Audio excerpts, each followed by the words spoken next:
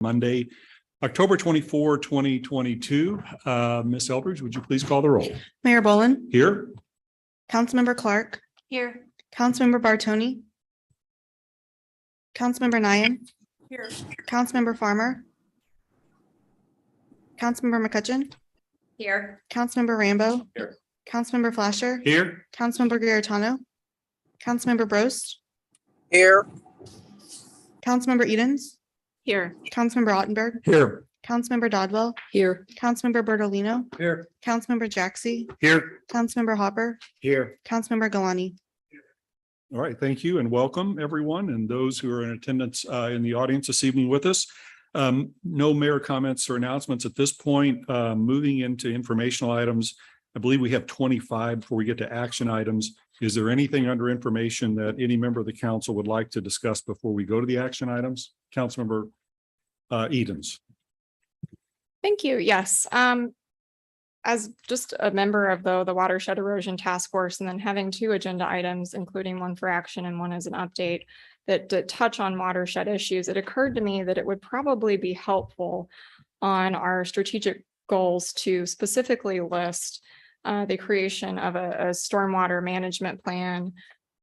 We've discussed this in committee. At one time, we talked about using a grant program called BRIC through FEMA to maybe fund it. It hasn't materialized yet. It's certainly a lot of work, but it could help guide future planning decisions, future stormwater management decisions. Other cities do it. And I just really feel that if we take the time to add it to the list, then it would be more likely not to fall through the cracks, especially as we've lessened the meetings of that committee and we're not meeting every month. So that is my motion. Now, let me ask you a question before they get seconded, and it's your motion, so you can choose to do it either way, obviously. I've had discussions relative to an item on the strategic, a couple of items on the strategic plan with Councilmember Clark, and she's going to be making a motion relative to that under miscellaneous in the work session shortly. Okay. And based on our discussions, my thought was, given what she's suggesting we do relative to changing the strategic plan, that we, in essence, if the council is agreeable, and it has to do with headings and subheadings and making it consistent, ask her to come up with a draft and get it to the council for review and potentially approval at one of our upcoming meetings, but no later than the January meeting. So my question with that in mind to you is, would you be willing, you want to keep your motion separate for right now, or do you want to make it part and parcel of that potentially under the miscellaneous when that gets made? And there's no right or wrong. It's your motion. I just wanted to mention that FYI. Separate only because I've known that we've had that one meeting where it was an excruciating discussion on how to organize and to rank priorities. So maybe just getting it in now would. And okay, that's fine. And then before we ask for a second, do you have a place in the strategic plan where you think you would like it to go? Or do you want to leave that to our city administrator? Just under the watershed section. Anywhere on that list is fine. I mean, you can argue that it would be helpful to have it done as soon as possible. And it certainly would be relatively low cost as compared to the other work items, but I don't think it trumps an actual physical improvement. Okay, so that is the motion to add the development of a sub plan, if you will, for WETF. Yeah, stormwater management. Stormwater management. Thank you. Is there a second? Second by Councilmember Ottenberg. Any discussion on the motion? See no discussion. All in favor of the motion, please say aye. Aye. Any opposed? Any abstentions? There you go. Okay, anything else under informational items before we go to action items? One thing I want to mention, you'll go to section 4, item F4. This relates to voting participation on the HPC for council liaison.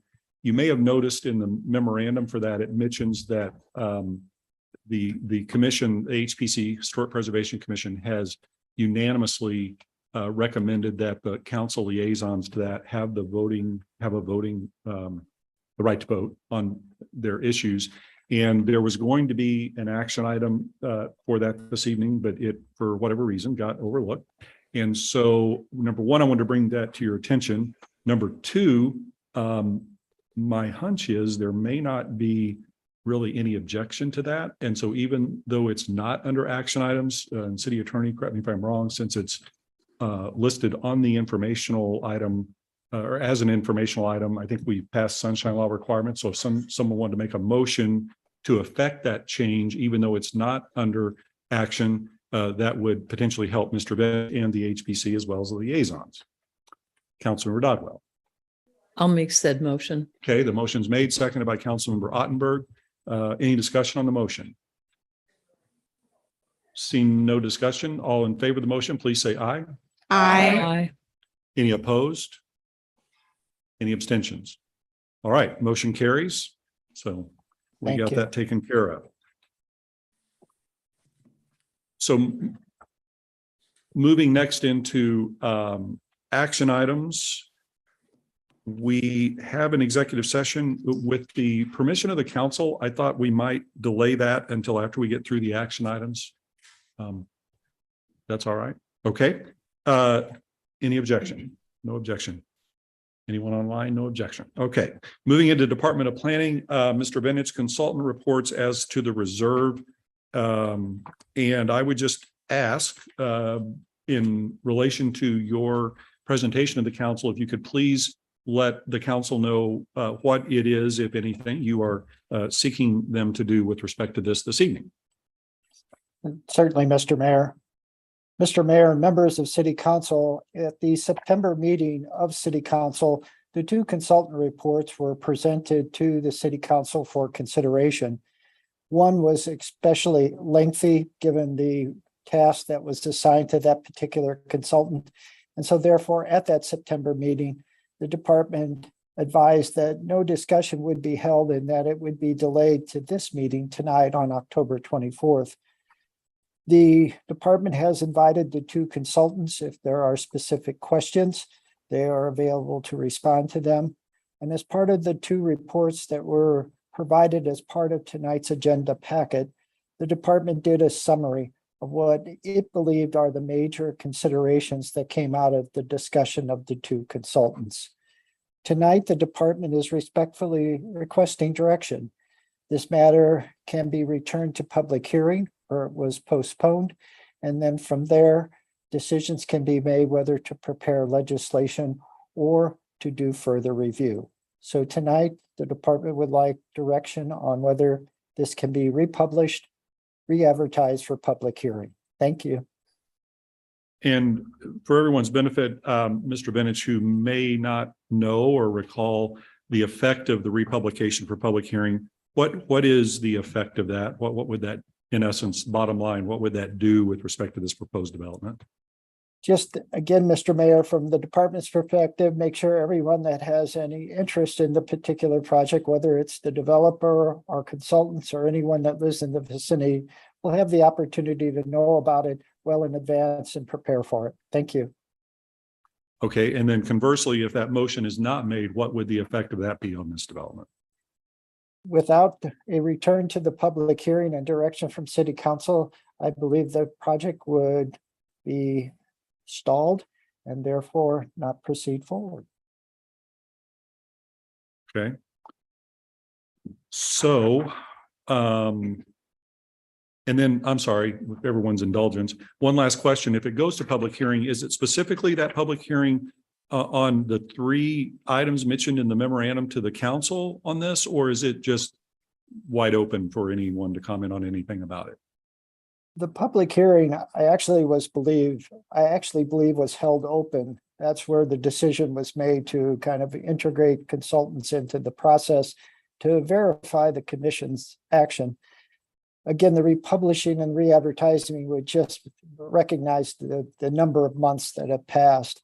But from the department's perspective, the consideration would be the Planning and Zoning Commission's letter of recommendation and the additional information now provided by the consultants and the Department of Planning. Thank you. Okay, thank you. And thanks for the council's indulgence while I ask questions there. Does anyone have any questions for Mr. Vinich or did you say the consultants were in attendance or could be brought into? Yes, Mr. Mayor, with your permission, at the appropriate time, the two consultants can be promoted to panelists. Okay, and I also see we have Mr. Doster, who represents the landowner with us this evening. So any questions from the council or a motion? Councilmember Bertolino? Yeah, Joe, did I hear you correctly that if we do not take it back to a public hearing, then the whole process is stalled again? Mr. Bertolino, that is my impression. I would defer to Mr. Young. If there is no direction, the public hearing remains open, and I don't know if that can continue forever. Thank you. Councilor I would- Bertolino? I would move then that we have the open Public hearing. Public hearing, thank you, on this issue and let the consultant report be made public. Okay, is there a second to the motion? Seconded by Councilmember Nyan. Is there any discussion on the motion? Seeing no discussion, all in favor of the motion, please say aye. Aye. Any opposed? I'm sorry. Any opposed? Any abstentions? All right, motion carries. Thank you. Councilmember Dodwell has asked Joe, when will that, you're asking when the hearing will happen? And that hearing is before the Planning and Zoning Commission, is it not? Actually, it'll be before City Council. The Planning and Zoning Okay. Commission has completed its report and recommendation. So what would your suggestion be relative? Do you have a preference, or is there, I guess, to the city attorney, a time requirement within which we need to have that hearing? I would defer to Mr. Young if he wants to speak. He's the city attorney has said that it would be at the next meeting of the city council. I was incorrect. It's not planning and zoning. I thought I heard Mr. Vintage say planning and zoning, but Councilmember Rambo. Yes, I'd just like to ask a question, please. Sure. Mr. Bertolino is being far too efficient. I didn't get to ask my questions. I have, the packets were 927 pages this month, and I had a number of constituent problems that deserve equal time. I just didn't get to the submittal of written questions, but I have several. So should I just go ahead and submit those immediately to you, Joe? It's pursuant to the same three questions we brought up in the first place: the trees, the excavations, and the aesthetics. And Wagner and Associates did a great job. I want to make that clear, as did Davy Resource Group. So we've got the consultant reports. I agree with them on every point, and I'll just submit these questions for them to Joe. So thank you. Thank you, Councilor Rambo, and for your diligence on it and for being willing to do that. If there's no objection, I would suggest that your questions that go to Joe ultimately to the consultant be answered, and those answers be provided to the council and to the representative for the landowner ahead of the hearing, just so everyone could potentially be more informed relative to that hearing. I wrote them out, which I normally don't do, so I'm ready to submit them tomorrow. And Joe always gets the answers and puts them together ahead of time. So I'm confident that'll happen. Are you good with that approach, though? That's wonderful. Yeah, that's great. Anyone else object, or anyone object to that approach? All right, seeing none, Councilor Edens. Yes, I have one question, and I thought perhaps I might have a resident or constituent with the same question. So help me understand, unless I've missed something, because I did go through the whole packet. There was the list of findings and restated concerns by the department and the consultants, and then a response letter from the developer, which restated their position that they feel that they've met the requirements. So when this goes back to a hearing, it will be on their original development, and they haven't altered that development based on the findings from our consultants? Or are they? Let's find out. Yeah. So, Mr. Vintage, did you hear Ms. Eden, Councilor Eden's question? Have the plans at this point from the developer been altered relative No. to the consultant's recommendation? Okay. Pardon me. No, sir. If I may ask a follow-up to your Yes. question, is it the case that there would be nothing, should the developer choose to do that, to alter those plans prior to, in some way consistent or not, with those consultants' recommendations prior to the hearing before the council? Is that the case? It could do that? may I answer, or I don't know, were you asking me or? No, I'm asking Joe and Oh, the okay. city attorney. Sorry.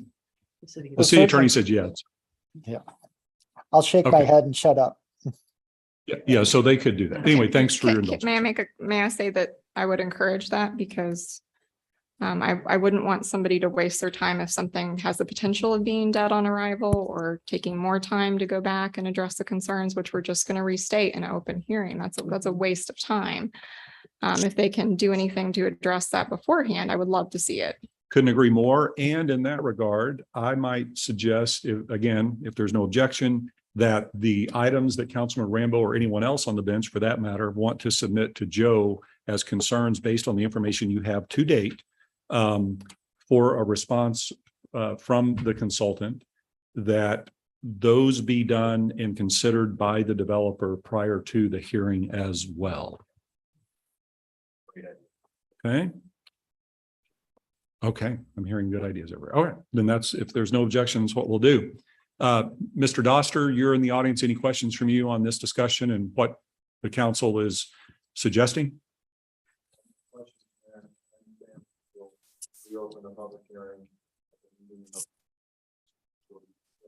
Okay, relative to the comments and suggestions that just occurred. Okay, excellent. All right, anything else on this item? All right, seeing none, Joe, next item, the budget for 2023 Celebrate Wildwood. Thank you again, Mr. Mayor. Mr. Mayor and members of the City Council, the Wildwood Celebration Commission is required under the code that established it to provide at the first meeting in November or earlier the budget for the upcoming event in 2023. At the time the budget was presented to the commission, the department had requested $100,000, and that was the action taken by the commission. Subsequently, that amount was reduced. So in the report, it mentions that the amount would not be more than $100,000. And at our next meeting, which is next week of the commission, I'll advise them of the change. But tonight you have a report that for the most part supports the Wildwood Celebration event by the commission, an amount not to exceed $100,000. Thank you.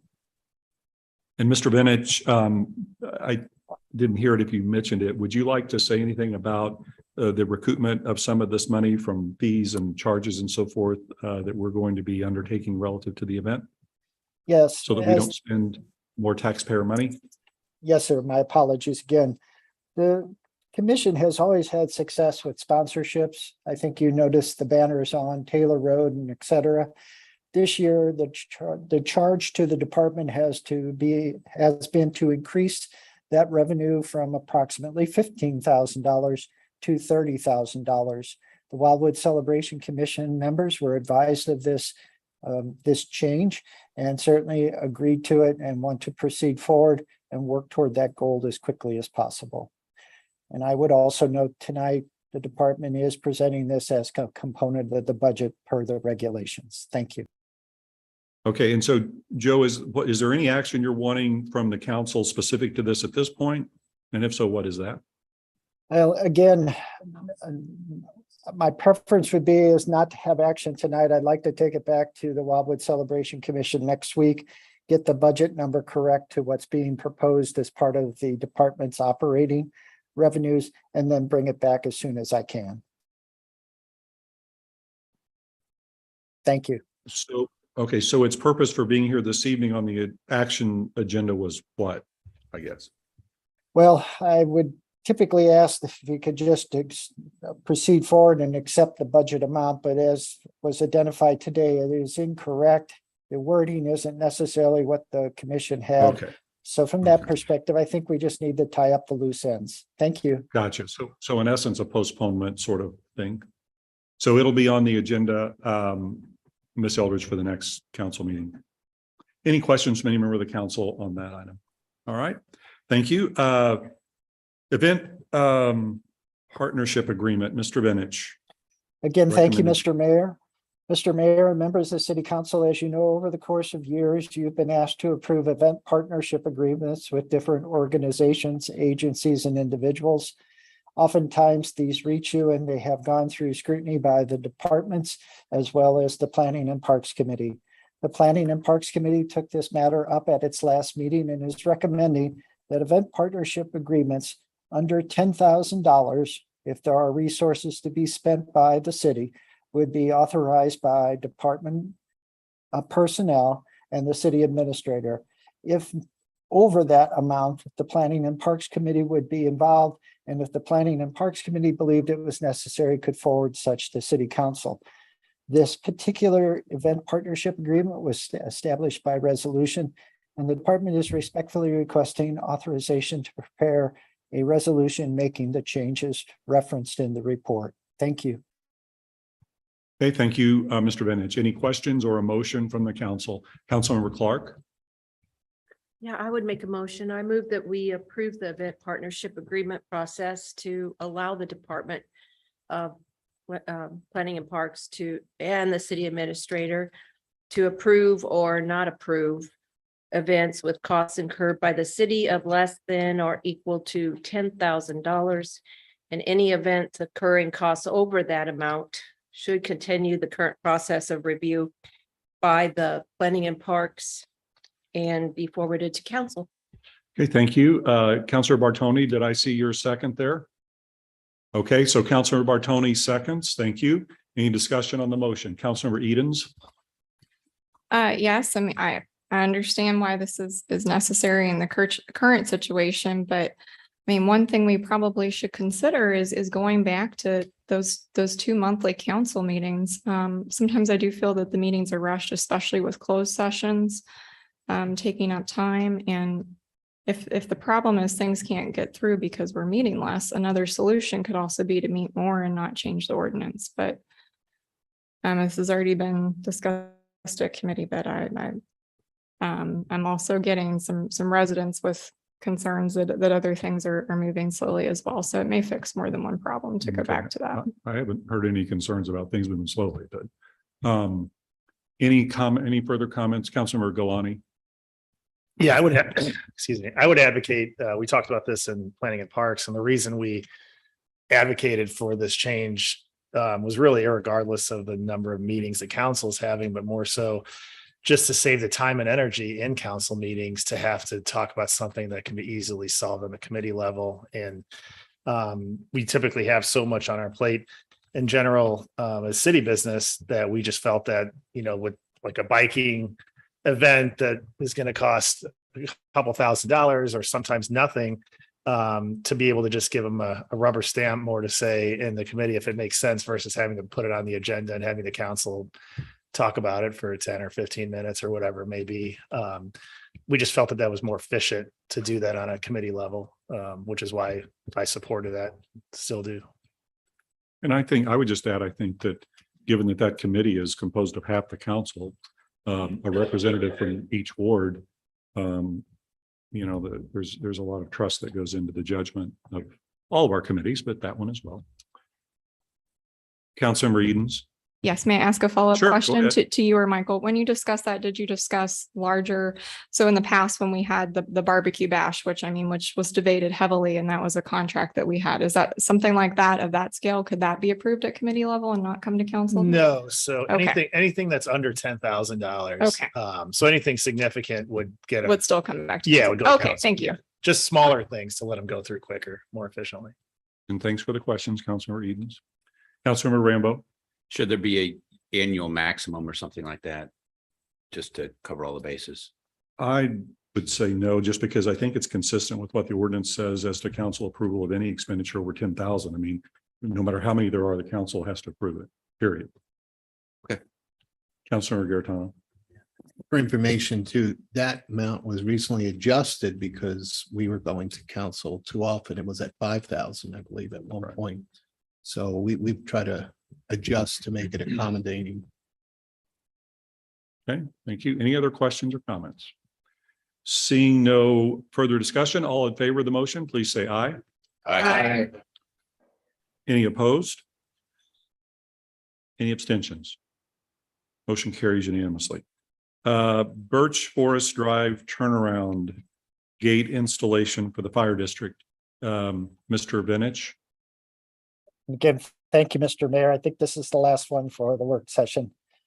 Mr. Mayor and members of City Council, as you know, the Birch Forest Drive turnaround has been a project that has been much discussed. We are on the final stretch of its construction. Most recently, last week, the contractor was completing the retaining wall. The issue of access came up again as part of this permitting process and the changes to the plan necessitated by that same permitting process. And ultimately, a decision was made in conjunction with the Metro West Fire Protection District to provide a gate across the emergency access. Since that time, the Department of Public Works and the Department of Planning and others have been working on finding an appropriate gate structure that meets the fire district requirements at a reasonable price. The project has a maximum budget of $100,000. That includes the T turnaround, the improvement, stormwater improvements in association with it, landscaping, but not the gate. To complete the gate and add it to the project, an additional $16,000 is needed above the current $100,000 budget. The Planning and Parks Committee considered this particular matter and by a 4-2 vote last Tuesday, agreed to allow some money in the capital improvements program for the Department of Planning and Parks to be shifted to complete the project with the gate. Tonight, the department is seeking that endorsement from the full City Council. Thank you. Specifically, Mr. Benich, to approve the $16,830 to do that. Yes, the additional amount above the $100,000 budgeted amount. Thank you. Thank you, Councilmember Clark. Yes, I was one of the ones that voted against this because it's over our budget. It's already at 100,000 for this project that has been going on for a while. And there are other ways to approach this that are acceptable by the fire department. Instead of a gate, putting in more landscaping that they can drive over in case of an emergency. And I just don't see that this was one that I would support going over the budget to approve. Okay, thank you. Any other comments or a motion from anyone? Councilmember Edens? I just have a question. Do you know why the fire department or what metrics they used to allow this gate? Because we have an area in our ward that has been consistently told, and this is the back of Turnberry onto Strucker, that gates are not acceptable for emergency vehicles, even with emergency vehicle codes. And so my residents have been furious about that a long time, and they have something that certainly doesn't look well. I'm just wondering how this is acceptable when it's not in other areas. Is it based on the fact that it's between two subdivisions and not a major road? I just know my residents would be furious if they've been told no repeatedly on a gate, and then somebody else gets one. Mr. Benich, I have to have an explanation. do you know the answer to Councilmember Edens' question? Well, certainly the closure of the in Turnberry Place has been controversial over the years. All I can say is that the fire district spelled out the requirements for the gate. It must be siren activated. It must have a Knox key in the event the siren does not work. And for the most part, must be at a certain width, which we comply with. It isn't that we're saying that a gate isn't appropriate elsewhere. We're just saying that under the current conditions and fire department regulations, this is the best approach, in the opinion of the department, to address a problem area that will continue forward if we don't. Thank you. So to further, if I may kind of drill down on Councilmember Edens' question, my assumption is that the fire districts applicable to these two locations are different. Monarch as to Turnberry and Metro West as to this one. Is that correct? Unfortunately, Both are Mr. Metro Mayor, West? they're both Metro West. Okay, well, then that shoots that theory. So are these are fire district regulations, not city regulations? Is that correct? The only liberty the city took was trying to find a gate that would complement the area in terms of its aesthetics. Certainly, there are all shapes, forms, designs of gates. This one was considered because of just the character of the area and trying to create an aesthetic that complements, not detracts. Thank you. Okay, I think our city administrator wants to say something about this. Steve? Thank you, Mr. Mayor. Mr. Bunich and I had a conversation with the fire department management with regards to blocking access for this particular area so that traffic would not go through between the two subdivisions. That was the goal, was to somehow see if we could eliminate the traffic going between. So we had a conversation with the fire department, and there are several possibilities of how this could be done. The gate is just one, and it turns out the gate is the most expensive of the one. One option that was proposed was that there would be pavers. These pavers would be flat, but there's areas within the pavers where there would vegetation, grass would grow up so that it appears that it is not passable, but the fire trucks, any emergency vehicles can drive over it. That is a fraction of the cost of maybe less than a third of the cost of the gate. So we didn't focus on the gate. It was just that we were given direction, and I'm not so sure to say that that was the department's recommendation. That is the vote that took place at the committee meeting of last week, 4-2. There were only 6 members voting. So it is an option, but it does put it over budget. So, but I don't want to lose. I don't want the council to lose sight of the fact that it's not just the gate. There were other options that were proposed. So I think back to the gist of Councilor Eden's questions, which, correct me if I'm wrong, is one of consistency. Why here but not there? And from what I'm gleaning from this, the answers in discussion, that question is best directed to Metro West, because it sounds like if they're the ones that told Turnberry, is that correct? That they can't do it, then I think that's a Metro West issue. Councilmember Bartoni.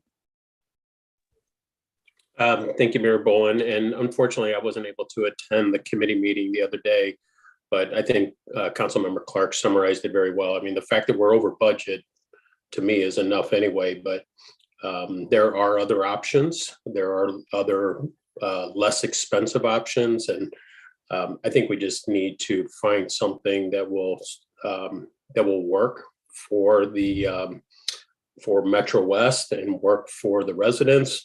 And that is a lot less expensive than this. And there are other options. We have like landscape barriers or gates or whatever that, in other parts of the city, that if you didn't know that was access for emergency vehicles only, you wouldn't know. And I think something like that is going to be a better option for us. And I think we just need to find something better. If it's not out of turn, Mayor, I would actually just want to make a motion now to have the department look at less expensive options and come back to council or back to the committee and let us come back to council with something that's more affordable. So we have a motion that's made, as you have heard from Councilmember Bartoni, to have recommendations for less expensive options be presented to the Planning and Parks Committee. Is there a second to the motion? Seconded by Councilmember Clark. So that is now the motion on the floor for discussion. However, I had on the list Councilor Dodwell, Councilmember Farmer, Councilmember McCutcheon, and Councilmember Nyan. So since the motion has been made, we need to keep it germane to the motion. So Councilor Dodwell, are your comments germane to the motion on the floor? I'm very germane to the motion in that I want to support using either pavers or something that will allow plant material to grow through there. And then for our 2023 budget, we look at Turnberry and find out what we can have accomplished there, because that's been an eyesore on Strecker for decades. And I've got a suggestion I'm going to make as to Turnberry in just a moment, as soon as this gets done and for the council's consideration. Councilmember Farmer, you had your hand raised. Are your comments germane to the motion? Yeah, I think so. I'm in full support of the motion and kind of pushing this to figure out a better solution. I might also suggest, as I think I did in the meeting, that I think that it wouldn't be a bad idea to put a camera up in this area, just figure out how big of a problem this actually is. Because if we have one car that's going back and forth, that's one thing. If we have 20 cars a day, that's a different story. Okay, without objection, we'll ask the committee to look at that as they're discussing this. Are you good with that, Councilmember Farmer? Was that a yes? Yes, that's fine. Okay, that's fine. Perfect. Councilmember McCutcheon, germane to the motion. Hmm. Okay, go ahead.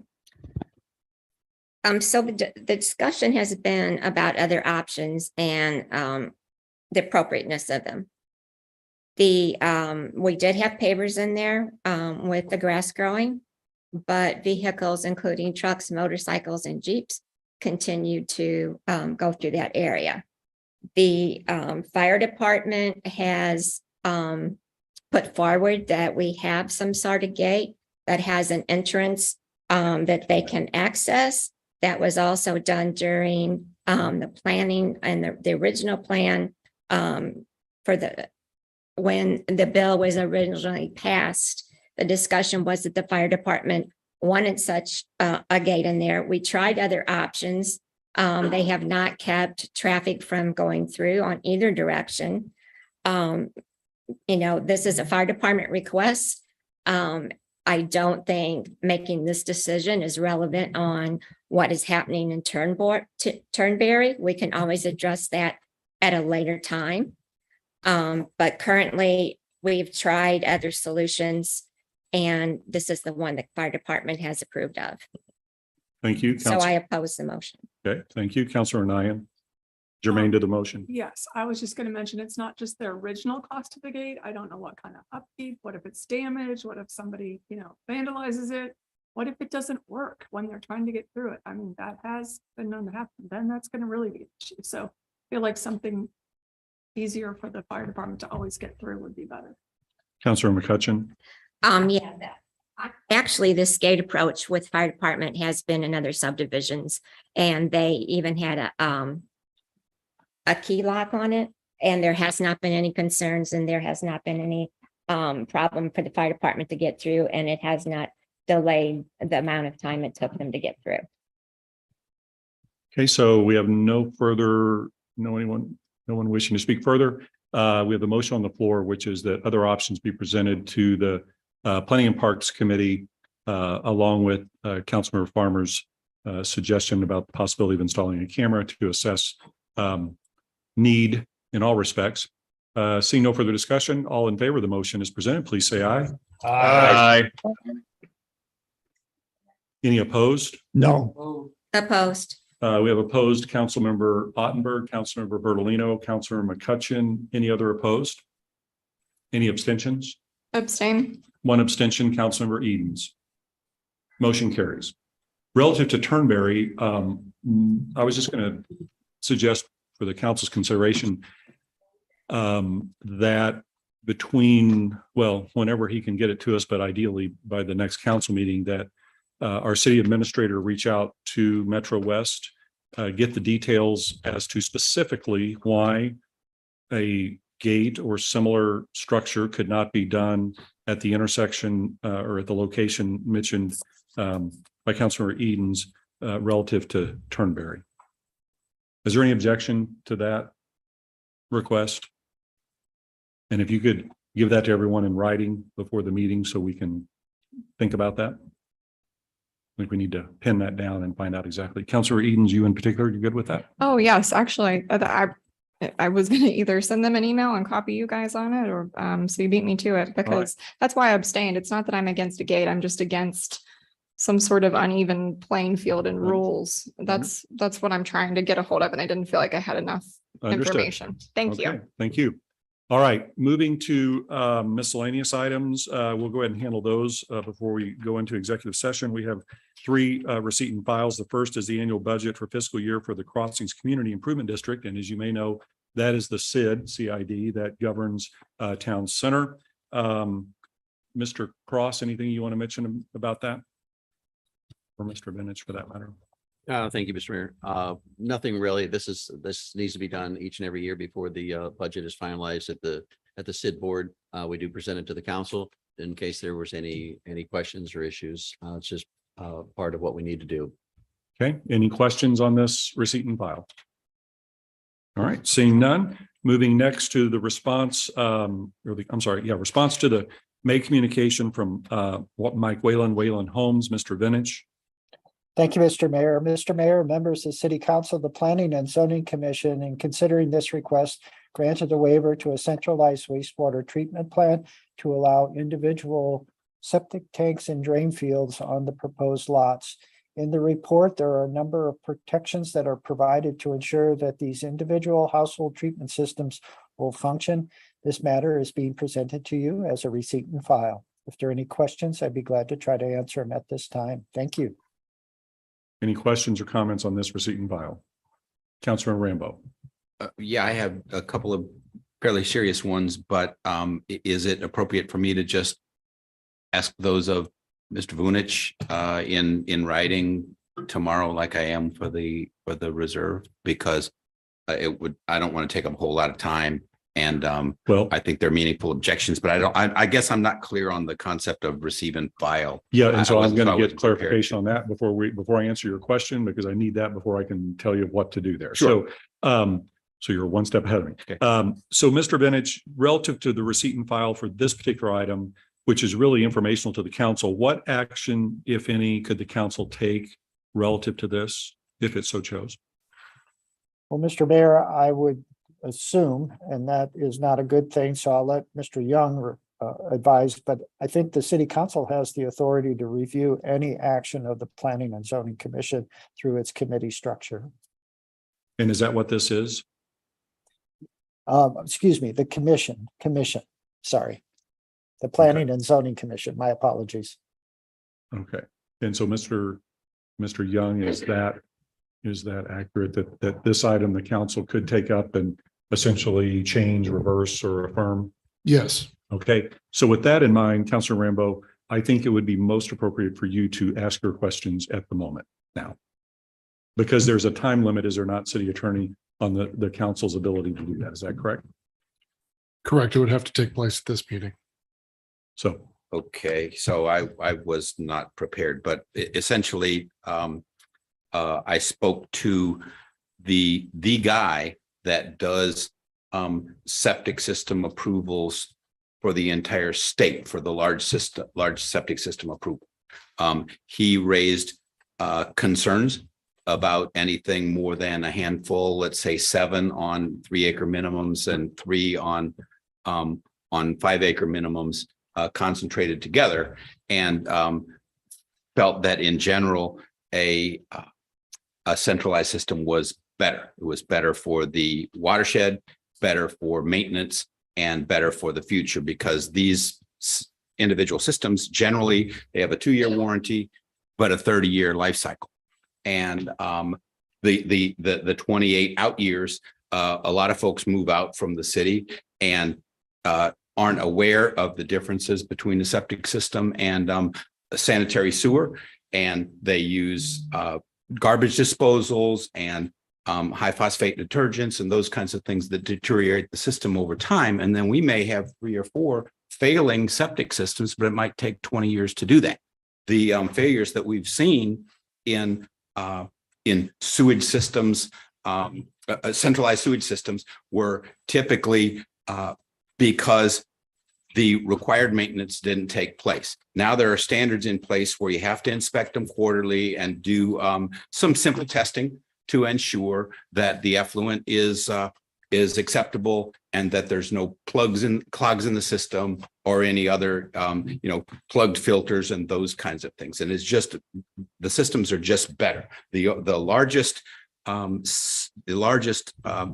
waiver that we have granted to date is 50% of this. 9 of the 10 waivers that we've granted, according to the document, are 50% of this size, with the exception of Deer Valley, which I think is the newest one. And so we don't have the experience. We don't have we haven't seen the bad experiences that we're likely to be setting ourselves up for if we don't take a really good look at this centralized system. It's cheaper to do it this way, but it's just not as good.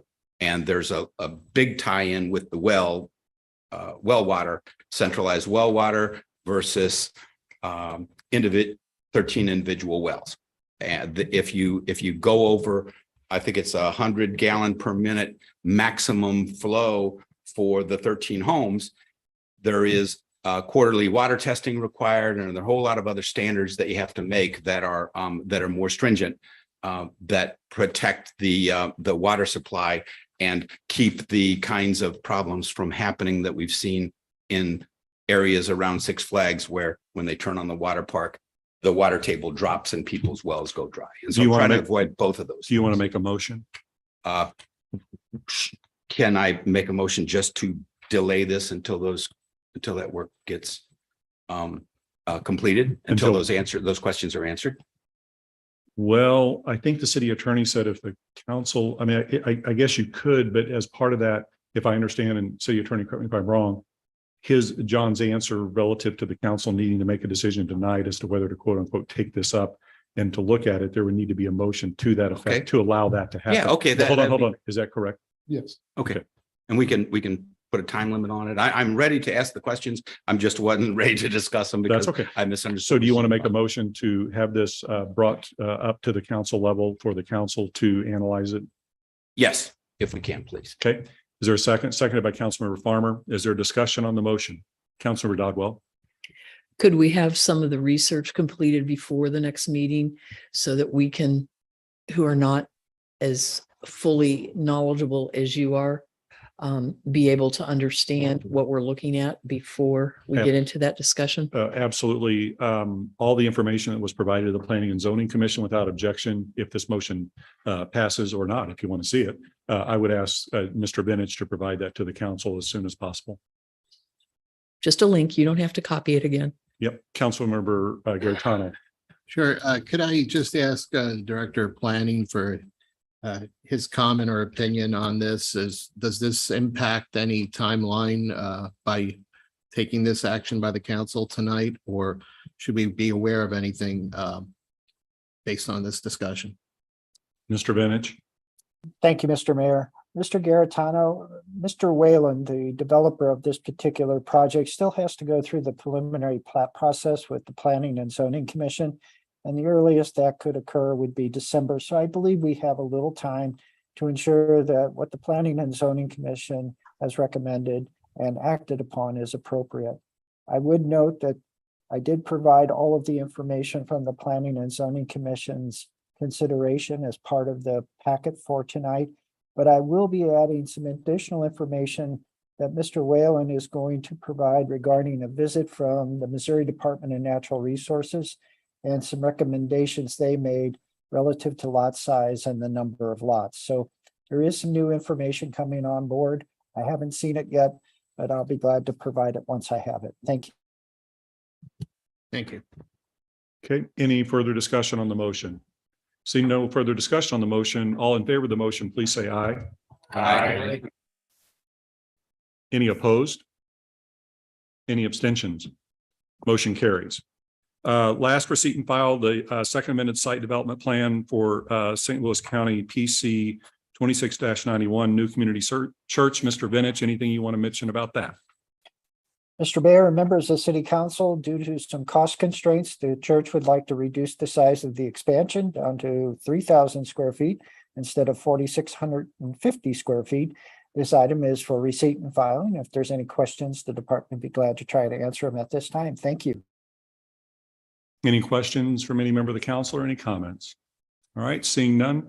That brings to conclusion all the items. Thank you, Mr. Benich, on the work session agenda, with the exception of the executive session. If someone would be so inclined, we would need a motion to do that. It'll need to be a roll call vote. Councilmember Clark. Yeah, I'll make the motion to do that. Was the miscellaneous, did you want me to go over it? Wait till the council meeting? You know, we could, that's a good point. Let's go ahead and do that now. So as I mentioned earlier, Councilmember Clark and I had a comment had a discussion about the strategic plan over the weekend, and she had a suggestion relative to consistency and so forth of headings and subheadings in that. I'll let her explain it, and then potentially a motion arising out of that. Councilmember Clark. Sure. I've been looking over the strategic plan quite extensively and thinking about it, how I would perceive it if I didn't know anything about it, if I'm a new council member coming on. And it would be a little bit difficult to follow, especially if we put back the numbers in the sub goals, because some of the headings for the sub goals are sub goals and some are not, and some different things. And we've given this to Mr. Cross to fill in the blanks in it, and he's done such a good job. But we need to take another step, I believe, in putting this together more strategically and to use it as a strategy and not just a piece of paper. So my suggestion or my offer to the group is to take all of the suggestions and try to put it together so that we don't come into a council meeting and, you know, try to discuss it at the meetings and come up with, like we did before, and just put all that together and then bring it here, and then we can have something to look at, to discuss, so that we have a good roadmap to follow and we can follow it to completion of each of the goals in a specific and measurable way. So when she and I discussed this, it seemed to me, based on our discussion, that this was more of a ministerial, non-substantive type thing that she was offering to do. And it would appear that it would make the plan consistent and just more user-friendly, basically. So I had suggested to her, as she mentioned, that we throw it out to all of you, since she's willing to take the time to do this, and anyone else can join her if you want, that we ask her to do it, and nothing will be changed until the council as a body has approved it, and come back to probably the January council meeting with those those additions and minor changes. So is there any objection for that approach being taken? Councilmember Dodwell. I'll make a motion that we do that. I think it's a great idea to have it at our first meeting in January for review. If we can maybe get it before the Christmas holiday, so that we can peruse it and better understand how things were categorized. But I concur wholeheartedly that it needs to be a little bit more of a professional document that includes text that makes it clear to our city residents what we're talking about. Okay, so we have a motion. Is there a second? Second by Councilmember Farmer. Any discussion on the motion? Seeing no discussion on the motion, all in favor of the motion, please say aye. Aye. Any opposed? Any abstention? One thing I just want to say, I guess, the point of personal privilege, is that it's just terrific that we have taken such great effort with this plan. And we now have connection to our agenda items and the budget, and it's working well. So I just couldn't be happier about that. Thanks to all of you for making that happen. We spent a lot of time on this, and it's still ongoing. I said it was fluid at the time, and it is. So then thank you, Councilmember Clark, for your willingness to do this. Much appreciated. Okay, now to the executive session, unless anyone else has anything under miscellaneous before I make that conclusion. Council, I'm sorry. Councilmember Bartoni. Yes. Go. Was that your vote? For closed session? Yes. No, not yet. That was, I thought you wanted to speak. We haven't got to that vote yet. Okay, you're good. All right.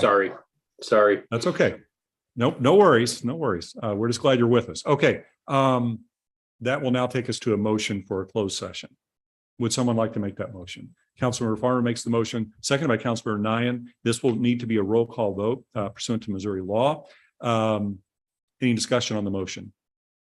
All right, seeing none, please call the roll to go into closed session for the motion to go into closed session. Councilmember Bartoni, Yes.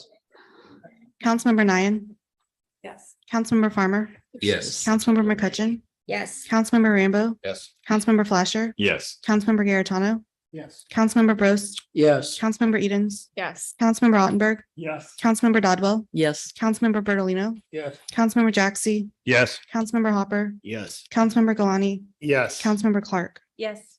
Okay, thank you. And so that means that those of you in the audience, we appreciate you being with us. If you would please excuse us for just a few minutes, this shouldn't take long. As well as you, Travis and Megan. just briefly, if you could step out, and then I expect we're going to ask you to come back in shortly. So if you could just sort of stand ready over there, I would appreciate it. And then council members, as you know, we need to close laptops and turn off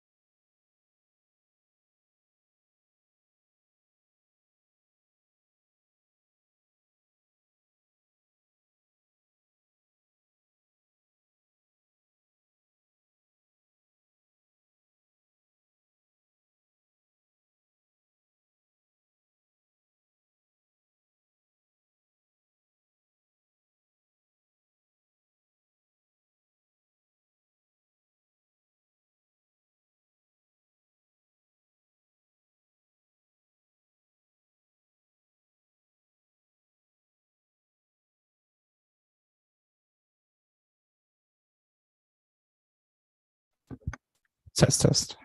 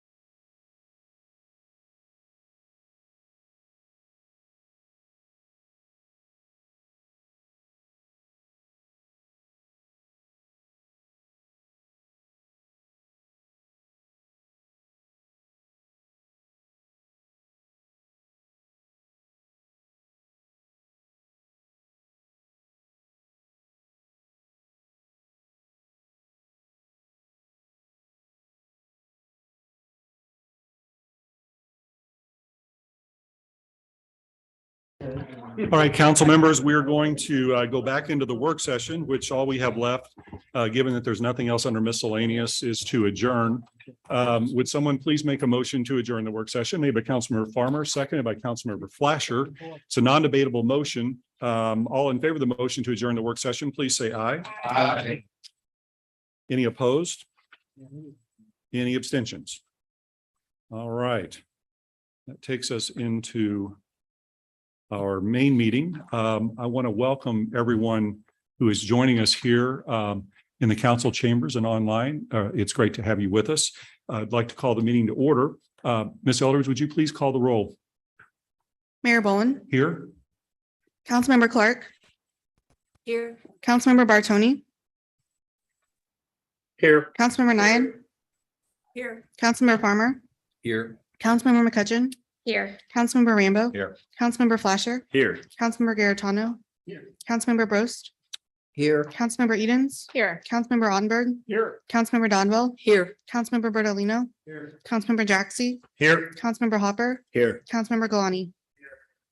All right, excellent. Welcome, everyone. And next is the Pledge of Allegiance. For those of you who are with us here, if you're comfortably able, please stand with us for that.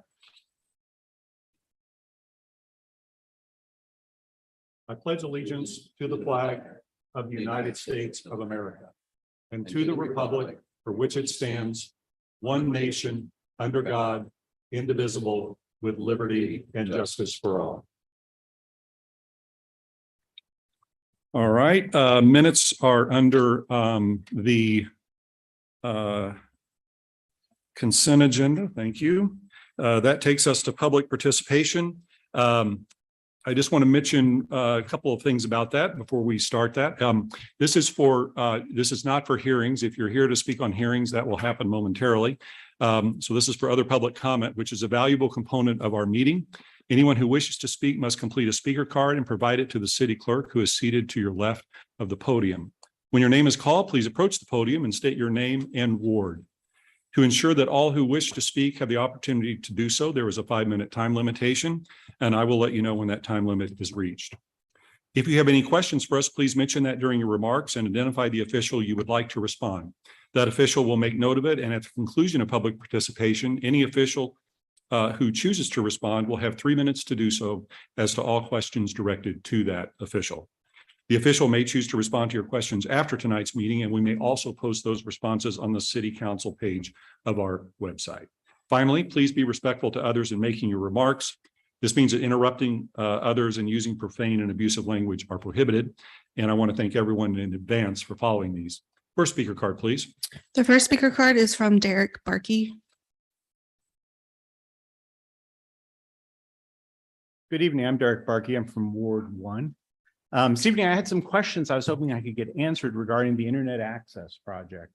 When my wife and I were evaluating houses in Wildwood, we were actually very discouraged by the poor internet access at our home that we eventually purchased, but we were fairly optimistic that eventually technology would catch up and it would improve. So I was delighted when it was announced in December that the internet access project had finally been signed off and was going ahead. And at that time, it was identified, according to the bill, as being unserved and underserved households in Wildwood. 9 months later, the map of the internet access project area was actually made available publicly. And at that point, I found out to my surprise that my home was not in that area, nor were my neighbors. So I consulted the city strategic plan, hoping to get a little more insight as to how this project was being managed. And I was encouraged that it said that other locations within the city in need of high-speed internet service had been identified. But unfortunately, the plan was a little short on details, being more of a wish list than an actual plan. So I reached out to Steve Cross, the city administrator, hoping to get a little more insight from him. And he did confirm that my home and my neighbors are not within the plan area. And he also confirmed that the proposed follow-up plan does not include our neighborhood either, which is a little disappointing to me. So I reached out to my representatives on the city council and asked them if they could provide some insight. And they said that they really had no insight to offer and suggested I attend this meeting. So here I am. So the specific questions that I'm looking to get answered is, in the context of Bill 2661, what is unserved and underserved? As far as I can tell, it wasn't actually defined. Maybe I just overlooked it. Who determines who is unserved and underserved for the purposes of these projects? And how does that get prioritized? So obviously some prioritization was made to establish what phase 1 was and what phase 2 was. But I couldn't find any insight on the city website as to who was making that prioritization or what criteria they're using to ensure that these projects are maximizing the benefit to the residents of Wildwood rather than the benefit of Spectrum. So I'm hoping someone can point me to who in the city can answer those questions for me. I don't expect an answer right now. I understand those are probably complex questions, but if someone could help me out, I'd really appreciate it. So this public participation is really, we're limited to just hearing from residents such as yourself. Understood. And I want to thank you for being here for this. What I would, and so it's not conducive to back and forth Q&A. What I would recommend is that whatever, have you sent these, your questions in an email previously with your address and all that information? No, only contacting my representatives Okay. and Mr. So if you would be so kind as to send an email to at least the city administrator, and you can copy your 2 reps, you can copy me or whomever you want. Okay. We mainly need your address. And we got it on the speaker card already. And so, but if you could put it in the email just for the chain, because inevitably that'll be forwarded to charter if needed and that sort of thing, we'll get answers for you. Okay, I think Mr. Cross may have already done that, but I'll follow up. I would appreciate if you'd do that. Okay, very good. Okay, thank you. Next speaker card, please. I don't have any more speaker cards for the public participation portion. Okay, is there anyone online, Travis? That wish to speak? Okay. All right. So that concludes public participation. Moving next.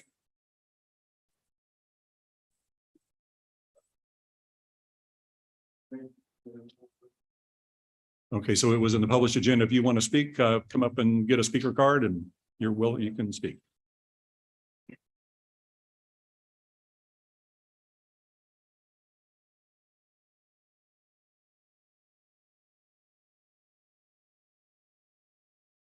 Oh, okay. You can do it after the fact if you want. Certainly. Tony Salvatore. So before you begin, since you weren't here, you've been here previously, would you like me to recite the process for this and so forth, or are you familiar with that? I'm familiar with it. Okay, go ahead. I know you got a 5-minute clock, so I mean, We do. yeah, not we, you do. Anthony Salvatore, 2701 Autumn Run Court. I'm here to talk about Mayor James Boland a little bit and his activities. He's had a lot of activities against the people of Wildwood, including myself, of course.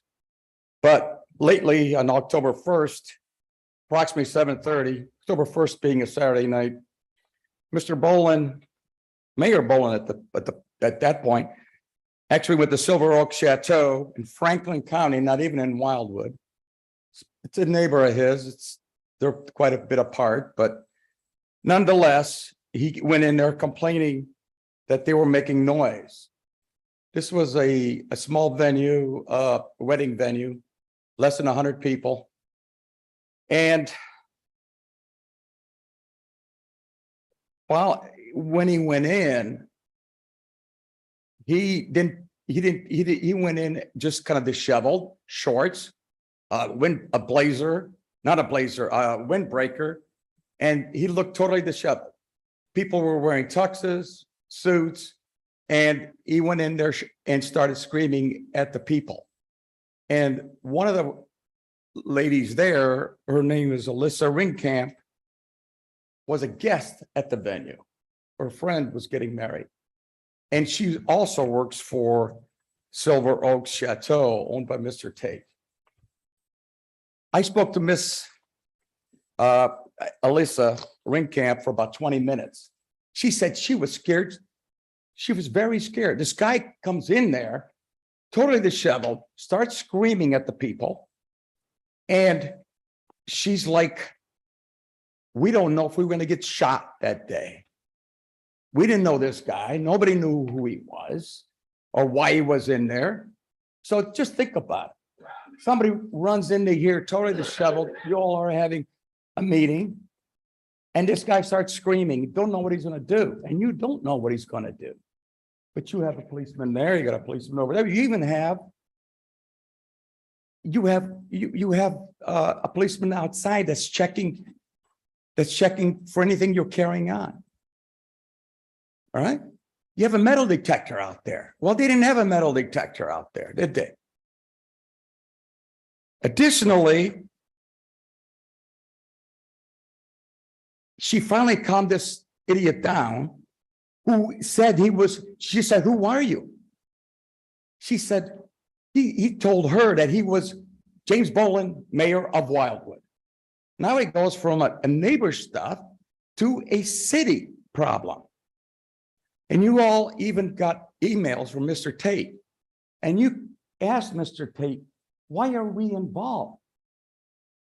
You know why you're involved? Because he said he was a mayor of Wildwood. He was there on city business. And he said the city boundary actually goes further than the boundary that it's at. It goes, the noise thing there goes more than a mile outside. Initially, she said it was a quarter mile. Then he told her it was a half mile. Then he said he goes over a mile outside the boundary. She said to me, I thought he was a little, I don't know, he must have been under the influence of something. Because no normal person comes in doing that to a venue. And then he makes it worse. Shortly after you all received, that Mr. Tate sent you all emails, Boland sends Mr. Tate an email threatening him with legal action from the city of Wildwood. Now you're all involved because he's bringing the city of Wildwood into it more than once. Additionally, Mr. Boland's neighbors, none of them complained. In fact, it was in the Plain Dealer. The Plain Dealer, the person who wrote the article went to the neighbors. None of them said, we don't have a problem with this venue. This is not the first time he's had problems with this venue. Not the first time he's had problems with any citizens around here. In fact, some of the people around the venue, some of them even living in Wildwood, have indicated that they've had problems with Boland. And that's between Boland and them. If he doesn't use a city as a mayor. Mr. Salvatore, how much more do you have? About 10 more minutes. Your 5 minutes is up. I'm going to ask you to sit down, please. What I'm going to ask you all is, you hold the power. Read the charter. You have to control this nutcase right here. Because we don't know what he's Mr. gonna do next Salvatore, time. okay, you asked if you knew the rules. The rules don't allow for name calling. I want to ask you to sit down, please. Mr. Salvatore, please take a seat. Thank you. Next speaker card. I don't have any more speaker cards for public participation. Okay. So thanks to all of you who came to speak this evening. We appreciate it. That takes us to mayor announcements and appointments. So as you all know, inevitably, we've had a rough day in St. Louis with shooting at the South St. Louis High School. And as you also know, we lost the first mayor the other day of Wildwood, David Glazer. And so if there's no objection, I would ask that we stand in a moment of silence for both of these causes for just a few minutes.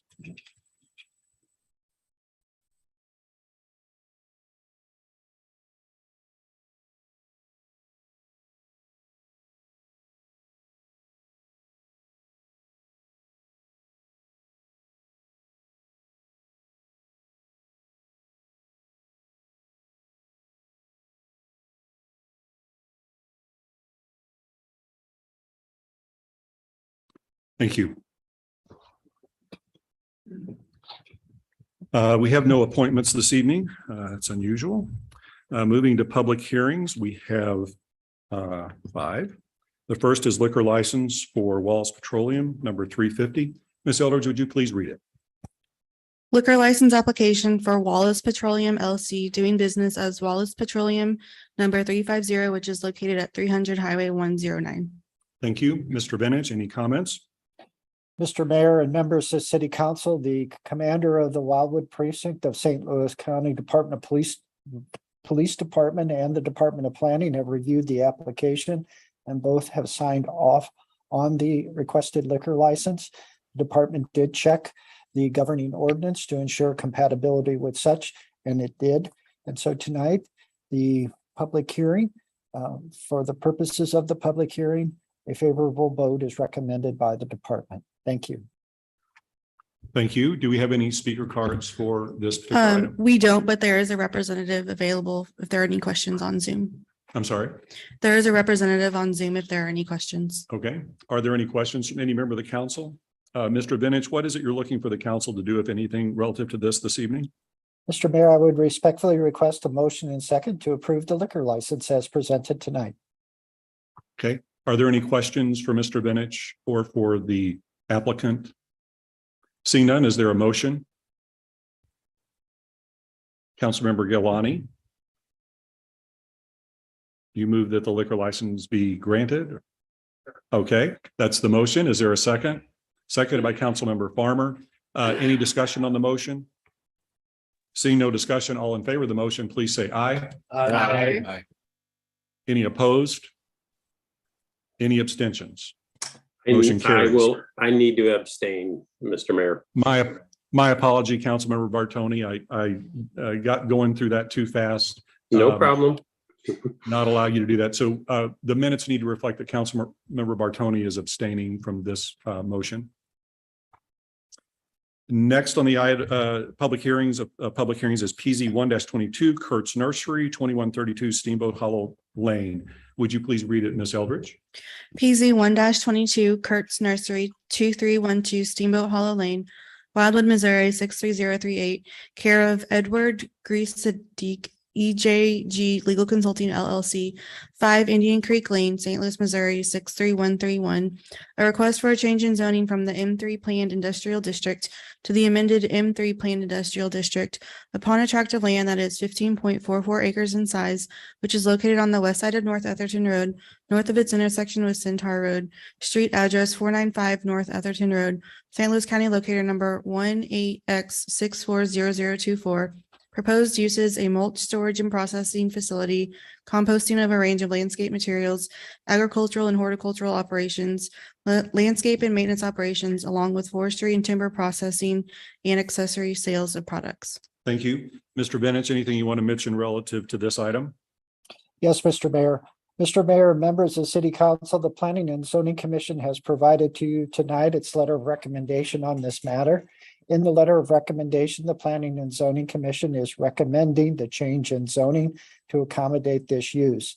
This use is very similar to Fick Supply Services, which is located immediately to the north and west, and is consistent with the industrial category and the master plan's industrial area description. Tonight, the department is respectfully requesting authorization to prepare the necessary legislation for this zoning change. If there are any questions of the department, it would be glad to try to answer them after public comment. Thank you. Thank you. Do we have any speaker cards, Ms. Bennett or Ms. Eldridge? No speaker cards. All right. Any questions from the council or a motion? Councilman Rambo. Yeah, very quick question. Joe, I'd love to see a closer sawmill to my house. But forestry and timber processing, sometimes that's noisy and dusty and just generates a lot of disruption and commotion. Do you have the specifics of what they're asking to put in here? Councilmember Rambo, I would have to defer to petitioner's representative, Ed Griesedick, who is in attendance tonight, if he would like to respond. Thank you. Yep. And one thing too, this is in our industrial zone area. Yeah, no, Okay. I know that. It could, I mean, there are other perhaps incompatible uses if it's really noisy timber. It's very similar. My name's Ed, for your record, my name's Ed Grzelczyk. I'm an attorney and represent Kurt's Nursery.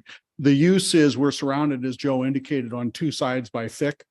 It's the same thing as fixed development. What we're doing is we're pushing around mulch and a variety of other soft type materials and storing those. While there may be some work, the building or the shed, if you will, is in the front of the building or is in the front of the site, and there's not it's if thick doesn't bother you, you won't even know where that So is. the timber processing is ancillary to what Yes. your By your processing, primary we're purpose. You don't have a big tub grinder that's grinding up stumps all day long, or not all day long. No. Okay, okay. Any other questions or motion? And the motion requested would be to prepare legislation to approve the change. Councilmember Clark. Yeah, just one comment about the plan that you have. And a question for Mr. Bunich. That if we have checked all of the landscaping to make sure that we are within our landscaping trees and bushes acceptable in Wildwood. Just to address it very, very briefly, we've given the city a landscaping plan that goes with it. We meet or exceed all the city standards. The front of it is, frankly, we're in the nursery business. So it's to our benefit to have as much trees and bushes and flowers and all that goes along with it, but we will meet or exceed any standard that the city has.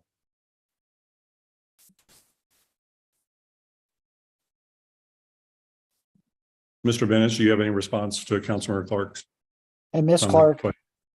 I will not go as far as Mr. Grzelczyk and say that I have reviewed the landscape plan with a fine tooth comb. But that is a process that'll come after the zoning is in place, if approved by city council, and that's part of the site development plan. But obviously, the city is seeking natives and trying to provide not only a good habitat for what might be down there, but also an aesthetic treatment that'll make the facility a nice part of Wildwood. Thank you. Thank you. Then I would move that we accept this as I had that question because it was in the plan is in this packet that was presented. And I would move that we accept this this change. So the motion needed would be to approve the preparation of legislation to effect the change. And that's my motion. Okay, we have a motion to that effect. Is there a second? Second by Councilmember Rose, thank you. Any discussion on the motion? Can't remember my own name sometimes. Any discussion on the motion? All right, seeing none, all in favor of the motion to have legislation prepared, please say aye. Aye. Any opposed? Any abstentions? All right, motion carries. Thank you. Thank you for being here, Mr. Grzelczyk. Next is PZ 5-22, New Community Church. Would you please read it? Ms. Eldridge. PZ 5-22, New Community Church, care of Peter Schwartz, Vessel Architecture, 600 Emerson Road, Suite 401, Creve Missouri, 63141. A request for a change in zoning from the C8 Planned Commercial District to the amended C8 Planned Commercial District upon a tract of land that is 4.08 acres in size, which is located on the south side of Manchester Road, west of Taylor Road. Street addresses 16830, 16832, 16832A, and 16840 Manchester Road, St. Louis County, locator numbers 24V630352, 24V630011, 24V610068, and 24V520202. Accompanying this request is an application for a conditional use permit CUP for the same tract of land identified herein, which would allow for the use of it for an expanded parking area for New Community Church and the recreational activities associated with it as well. The subject tract of land is designated the Workplace District under the current Town Center Regulating Plan as adopted by the Planning and Zoning Commission on June 7th, 2021. Thank you, Mr. Bennett. Anything you want to mention relative to PZ 5-22? Again, Mr. Mayor, with your permission, very briefly. Mr. Mayor and members of City Council, the Planning and Zoning Commission is providing for your consideration tonight its report with recommendation. In that report, the recommendation is favorable to the requested set of uses, which includes a new parking lot to serve the growing congregation size at New Community Church, as well as to provide recreational facilities for the same congregation. As part of the Planning and Zoning Commission's review, a number of meetings were spent refining the components of the recreational land use and the stormwater management plan. And in the report, the conditions, you'll see that there have been modifications to achieve what I believe is a balance between the city's requirements, which are met, and the needs of the church, which were unique in certain situations. So tonight, the department again is respectfully requesting authorization to prepare the needed legislation. The department will also be available after any public comments to respond to questions. Thank you. Thank you, Mr. Benich. Any comment cards on this item? No comment cards. Travis, let's see. All right. Any questions from the council or comments or a motion? Councilor Dodwell. I'm sorry, I'm not on planning and parks, and so I don't have a lot of detail on this particular property. It's on the south side of Manchester. Isn't the church on the north side? Or am I mixing up churches here? No, you're right.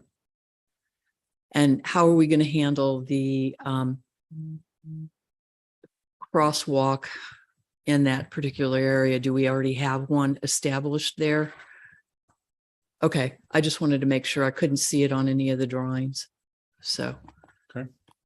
Thank Any other you. questions or comments or a motion? Councilmember Garetano. Yeah, I'll make the motion. To have legislation prepared to affect the change as presented by PZ 9-22. Yes. Second by Councilmember Galani. Any discussion on the motion? See no discussion. All in favor of the motion, please say aye. Aye. Any opposed? I'm sorry, PZ 5-22. We'll add that by editorially. Any opposed? Any abstentions? Me. Councilman Rambo abstains. Motion carries. Now moving to PZ 9-22, 2545 Etherton Road. Ms. Elders, would you please read it? PZ 9-22, 2545 Etherton Road, care of Robert and Laura Busby, 8 Black Wolf Run Court, Wildwood, Missouri 63040. A request for a change in zoning from the NU non-urban residence district and C2 shopping district to the R3 10,000 square foot residence district upon a property that is 1.05 acres in size, which is located on the west side of Etherton Road, north of its intersection with Manchester Road, St. Louis County locator number 24V530661, street address 2545 Etherton Road. The subject property is designated the Neighborhood General District under the current Town Center Regulating Plan as adopted by the Planning and Zoning Commission on June 7th, 2021. Proposed use, 1 new single-family detached dwelling on an individual lot. Okay, thank you. Mr. Benich, any comments on PZ 9-22? Again, very briefly, Mr. Mayor, with your permission. Mr. Mayor and members of City Council, the Planning and Zoning Commission is recommending the change in zoning as was just recited into the record by the city clerk. The intent of Mr. and Mrs. Busby is to to construct 1 single family dwelling on this 1 acre lot. And the requested zoning district change is consistent with the Neighborhood General District of the Town Center Plan. The department is respectfully requesting authorization to prepare the necessary legislation to allow for the rezoning to proceed. If there are any questions after public comment, the department will do its best to answer them. Thank you. Thank you. Any questions for Joe or a motion? And this is Ward 8. Motion or questions? We have a motion, Councilman Garetano. Yes, I'll make a motion to move forward with recommendation from PZ 9-22. To have legislation prepared to affect Yes. it. Okay, thank you. Seconded by Councilmember Galani, also from Ward 8. Any discussion on the motion? Seeing no discussion on the motion, all in favor of the motion, please say aye. Aye. Any opposed? Any abstentions? Motion carries. And that takes us to the last public hearing item is a response to a request dated August 11, 2022 from Mr. Petruso, owner of CrossFit Wildwood. Would you please read it, Ms. Eldridge? A response to request dated August 11th, 2022 from Michael Petruso, owner of CrossFit Wildwood regarding St. Louis County PC 98-86 Manchester Woods Partnership amended C8 Plan Commercial District Workplace District of the Town Center Regulating Plan, south side of Manchester Road at Rockwood Point Court, street address 16962 Manchester Road, St. Louis County, located number 24V 510504, which seeks a modification to the site-specific governing ordinance to allow additional permitted uses to be considered in this overall development, which would include medical and dental offices and fast food restaurants without drive-through facilities. Thank you. Mr. Benich, anything you want to mention relative to this public hearing item? Again, with your permission, Mr. Mayor, very briefly. Mr. Mayor and members of City Council, the Planning and Zoning Commission is providing for your consideration tonight a correspondence relating to this request from Mr. Petruso. As noted in the advertisement, Mr. Petruso owns the adjoining building called CrossFit Wildwood. The intent of Mr. Petruso is to have a tenant in his current building move over to the former Imogene site, which is SSM, physical therapy, and then eventually open a walk-up drive-through facility, not a car, that will offer health food, drinks, and et cetera, consistent with CrossFit Wildwood. The Planning and Zoning Commission reviewed this request and was supportive because this particular activity, if allowed, will fill a vacant building that has been that way for many years. After any public comment, the department will be glad to respond to any questions. And as part of tonight, the department again respectfully requests authorization to prepare legislation. Thank you. Thank you. Any questions for Joe or a motion? Councilmember Galani. Okay, we have a motion from Councilmember Galani to that effect that would move forward with this project, seconded by Councilmember Giarratano from Ward 8. Any discussion on the motion? Councilmember Edens? Yes, I support this, but I just have a question. So I noticed that Mr. Petruso still uses his old email, which is the @CrossFit address. But I do remember this from economic development, but also the building name changed. I thought he had changed the business name to the Wildwood Athletic Center. So I just want to make sure that it's still incorporated under CrossFit, and that's why we're using that, because if not, maybe we need to amend the language to include the new and correct business name. So we probably can't determine the answer to that this evening, given that it would require Secretary of State consultation with Secretary of State's office, but without objection, since that's kind of an editorial thing, we will just ask Mr. Benich to clear that with the applicant to make sure that whatever legislation is ultimately presented to the council is correct in all respects in that regard. Okay. Thank you. Thank you for bringing that up. Thank you. Any other discussion? Any other discussion or questions on the motion? All right, seeing none, all in favor of the motion, please say aye. Aye. Any opposed? Any abstentions? All right, motion carries. So that takes us to second readings. And we have 6 of those, none of which, to the best of my recollection, had any substantive discussion in terms of objections, at least at our last meeting. The first is Bill 2727 that relates to our fiscal year. The second is Bill, and that concerns all wards. The second is Bill 2728 that is an agreement with Gamma Tree Experts relating to the planting of new trees. That concerns all wards. The third is Bill 2730, which is relating to Ward 7, and it is an agreement for the shared use path along Old State Road between Nantucket Island Drive and Old State Place Drive. The fourth is Bill 2721, which is an agreement with the Missouri Department of Conservation relating to a cost share grant program concerning our citywide inventory of trees. And that concerns all wards. The fifth is Bill 2732. It concerns Ward 6. It's a lot split in the Babler Forest Road East area. Last is Bill 2736. It concerns Ward 1, and it is an agreement, cooperative agreement with the city of Chesterfield relating to the cost sharing for resurfacing of the Monarch Chesterfield Levee Trail. I was just going to suggest to expedite the meeting, if there's no objection, that these 6 bills be read in mass and voted on as one group. Is there any objection to doing that? Councilmember McCutcheon. Yeah, I'd like to vote individually on Bill 2727. Okay, that's fine. We can do that. Anyone else want to pull anything, or would you be okay voting on the rest of them? Councilmember Roast. I just have one question on 2732. I think that's what we want. Where'd Mr. Vintage go? Here I am, sir. That's all right. Good. A question from Councilmember Roast. Bill 2732, this is the lot split Babbler Forest. Is that Ward 1 or Ward 6? I thought I had it right. If you'll give me a minute or two, I'll check and I'll be right back to you. If you all read the bills, I should have time. Thank you. Okay.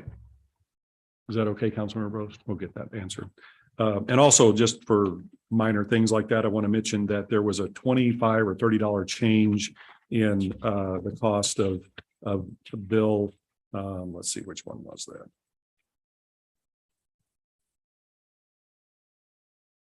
Bill 2730, but we don't need to change or amend it because our good city attorney has language in the bill that allows for those kind of minor things. Okay, so is everyone all right with handling 2727 separately and then the next 5 in mass? Is that okay with everyone? All right. So we'll start with Bill 2727. It's before the council for second reading for final passage, and it concerns all wards. Is there a motion for the second reading of the bill? Made by Councilmember Farmer, seconded by Councilmember Jaxi. All in favor of the motion, please say aye. Aye. Aye. Any opposed?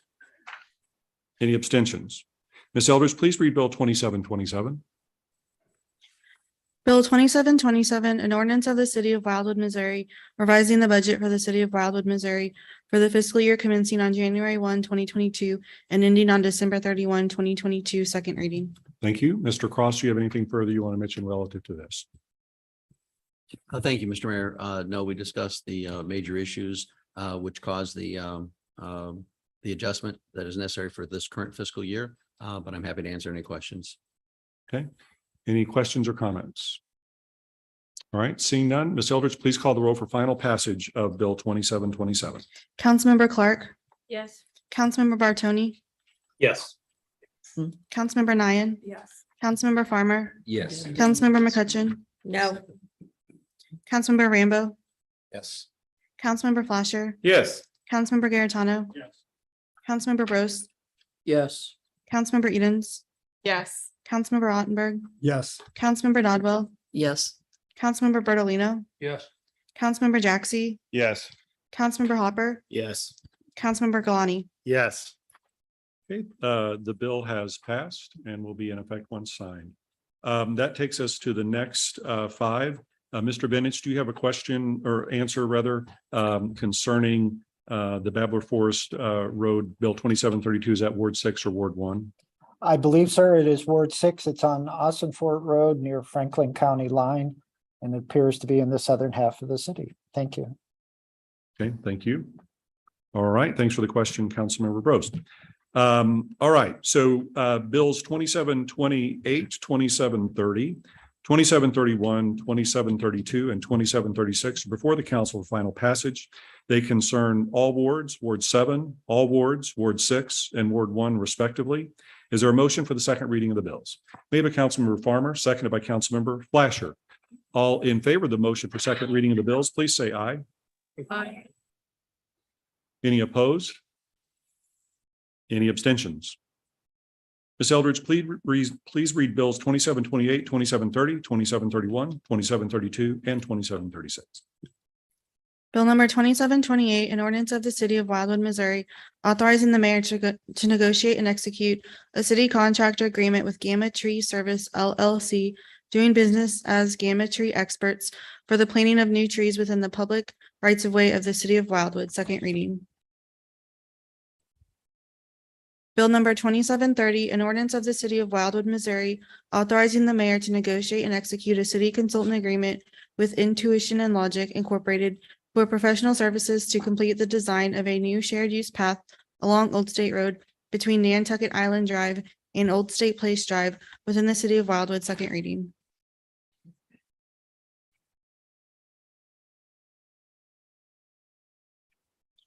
Bill number 2731, an ordinance of the city of Wildwood, Missouri, authorizing the mayor to negotiate and execute an agreement with the Missouri Department of Conservation under the Community Forestry Cost Share Grant Program to obtain state funding for additional work to complete a citywide inventory of street trees, second reading. Bill number 2732, an ordinance of the city of Wildwood, Missouri, authorizing a lot split plat resulting in the creation of 2 legal lots of record, all being 3 acres or greater in size, known as adjusted lot 8 of the boundary adjustment plat of lots 8 and 9 of the Babbler Forest Hill subdivision, plat 1, plat book 347, page 811, all being part of the fractional survey 31, township 45 north, range 3 east, with such being located on Babbler Forest Road east of the Franklin County line, second reading. Bill number 2736, an ordinance of the city of Wildwood, Missouri, authorizing the mayor to execute an intergovernmental agreement with the city of Chesterfield, Missouri, for the cost sharing of resurfacing the Monarch Chesterfield Levee Trail, with a major portion of it is located within Wildwood, with the amount not to exceed $22,500, second reading. Thank you. Mr. Brown, do you have any comments on Bill 2731? Mayor Boland, no, I do not. Thank you, though. Any questions for Rick on Bill 2731? Do you have any comments on Bill 2730? I have no comments to add. Thank you, Mayor Boland. All right, any questions for Rick or comments on that? And then last for you, Rick, any comments on Bill 2728? Sorry, I did these in reverse order. Quite all right. I'm following along, but I have no additional comments for the council, but I'll take any questions. Thank you. Okay. Councilmember Farmer. Yeah, on 2728, I know the other night we had a little conversation about the possibility of an arborist joining the city team here in the near future. I'm just curious if and when that takes place, are the tree parts of this going to kind of fall under that person? Is that the plan? We just aren't going to, we're going to get the ball rolling here before that person comes on board. City Administrator Cross, do you want to comment on that? Thank you, Mr. Mayor. The 2023 budget does anticipate or include a position that you just mentioned, and the operating budget was reduced correspondingly to reduce the amount of necessary through Gamma or others. So this would be still needed even with the advent of bringing on a person. Perfect. Okay, any other comments on Bill 2728 or questions? All right, seeing none, thank you, Mr. Brown. Mr. Benich, any comments on Bill 2732? I was wrong. It's Ward 1. I checked on the county website. My apologies to Mr. Bros, Mr. Mayor, and the city council. Ward 1. I have no comments on the plat itself, though, but if there are questions, be glad to answer them. Well, better late than never. Thank you for that. Bill, any comments, Mr. Benich, on Bill 2736? No, sir, Mr. Mayor, but I'm glad to answer any questions regarding this intergovernmental agreement. Thank you. Okay, any questions for Joe on Bill 2732 or 2736? All right, seeing none, Ms. Eldridge, please call the roll for final passage of Bill 2728, 2730, 2731, 2732, and 2736. Councilmember Bartoni, Yes. Councilmember Nian, Yes. Councilmember Farmer, Yes. Councilmember McCutcheon, Yes. Councilmember Rambo, Yes. Councilmember Flasher, Yes. Councilmember Garitano, Yes. Councilmember Brost, Yes. Councilmember Edens, Yes. Councilmember Ottenberg, Yes. Councilmember Dodwell, Yes. Councilmember Bertolino, Yes. Councilmember Jaxi, Yes. Councilmember Hopper, Yes. Councilmember Galani, Yes. Councilmember Clark. Yes. Okay, all the bills have passed and will be in effect once signed. That takes us to new business. And similarly, Bill 2737, which is for first reading, of course, relates to an agreement with our auditor, Reuben Brown. It concerns all wards. Bill 2737 is our police agreement that we handle each year at this time, and that concerns all wards as well. Bill 2739 is a lot split at the DeHart location in Ward 1. And Bill 2740 is an agreement, an amendment actually, with the SWT design group for the concept master plan for the Route 66 roadside park. I'm going to skip over 2741, which relates to fences. Go to 2742, and that is a speed keep kids alive special enforcement area for Taylor Road for Ward 5.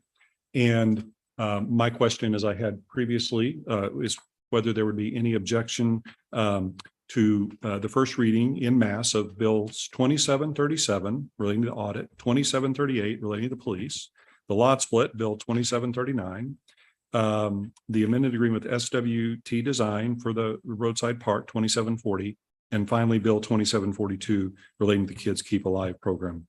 That would leave us to then handle separately bill 2741 relating to fences and bill 2743 relating to redistricting. Would that be an approach agreeable with everyone? Okay. Is there a motion for the first reading of bills 2737 affecting all wards, 2738 affecting all wards, 2739 affecting Ward 1, 2740 relating to Ward 8, and 2742 relating to Ward 5? Made by Councilmember Clark, seconded by Councilmember Ottenberg. All in favor of the motion for first reading of the bills, please say aye. Aye. Any opposed? Any abstentions? All right, with that, Ms. Eldridge, please read bill 2737, 2738, 2739, 2740, and 2742 a first time. Bill number 2737, an ordinance of the city of Wildwood, Missouri, authorizing the mayor to execute an agreement on behalf of the city of Wildwood with Reuben Brown LLC, certified public accountants for audit services commencing for the fiscal year ending December 31, 2022, first reading. Bill number 2738, an ordinance of the city of Wildwood, Missouri, approving the 2023 police services cost sheet as an addendum to the police service agreement by and between St. Louis County and the city of Wildwood, first reading. Bill number 2739, an ordinance of the city of Wildwood, Missouri, authorizing a lot split plat for the DeHart Lot Split 2 upon a legal lot of record that exists as a tract of land, being Lot A of the DeHart Lot Split per plat book 356, pages 385 and 386, all being located in the U.S. Survey 957, Township 44 and 45 North, Range 3 East, City of Wildwood, St. Louis County, Missouri, located on the west side of Austin Fort Road, north of its intersection with DeHart Road, and thereby creating 3.02 and 43.53 acre properties, first reading. Bill number 2740, an ordinance of the city of Wildwood, Missouri, authorizing the mayor to execute all necessary and required documents relating to an amended professional service agreement with SWT Design for developing a concept or master plan for Route 66 roadside park, first reading. Bill number 2742, an ordinance of the city of Wildwood, Missouri, amending chapter 390, traffic schedule 2, speed limits of the code of ordinances of the city of Wildwood by enacting a Keep Kids Alive Drive 25 special enforcement area on Taylor Road within the city of Wildwood, first reading. Thank you. Mr. Brown, do you have any comments on bill 2737? Oh, I'm sorry, Mr. Cross, do you have any comments as relates to the audit firm Reuben Brown? Anything you want to mention further? No, Mr. Mayor, but I'm available for any questions. Okay, any questions for our city administrator on that? Okay, now, Rick, bill 2738, do you have anything you want to mention relative to the police service agreement? Came out of Board of Public Safety. Mayor Bold, I think Steve Cross would probably be the appropriate individual for this one. Okay, that's fine. Thank you. Mr. Cross, anything you want to mention in addition to the information we've got on that? Only to thank Captain Mondell and Lieutenant Schaefer for preparing that information to us and holding the increase to a mere 3.3% increase for the year 2023. Okay, thank you. And then Rick, would you be handling any questions on bill 2742, the Keep Kids Alive Drive 25 special enforcement area? Yes, Mayor Bold, that would be appropriate. I'm available for any questions from the council. Any questions on that? All right, seeing none, Mr. Benich, bill 2739, do you have anything you'd like to add or say relative to this lot split? No, sir, but I would like to note that Mr. DeHart had asked for a second reading when the department was preparing this bill for consideration. Thank you.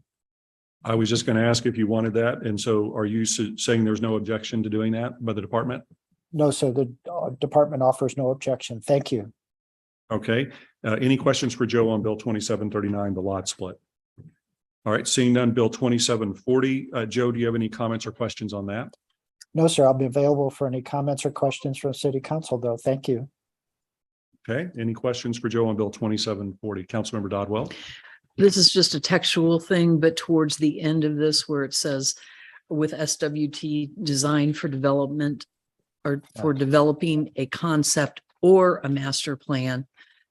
Are they going to do both? Are they going to do one or the other? Ms. Dodwell, there's been kind of a tanglement of words, master plan, concept plan. We did a master plan for Village Green. I think in this case, it's a concept plan. I'll correct it for the final reading. Thank you. Okay.